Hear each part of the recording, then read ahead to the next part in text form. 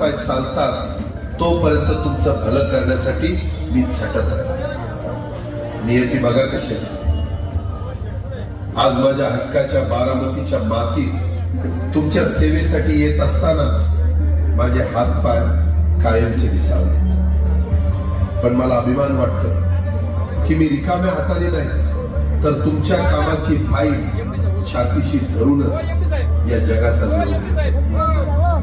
शेवटच्या क्षणीही माझ्या डोळ्यासमोर फक्त तुमचा चेहरा. नियतीचा खेळ बघा. खरंच आज माझा माझ्या ठिकाणी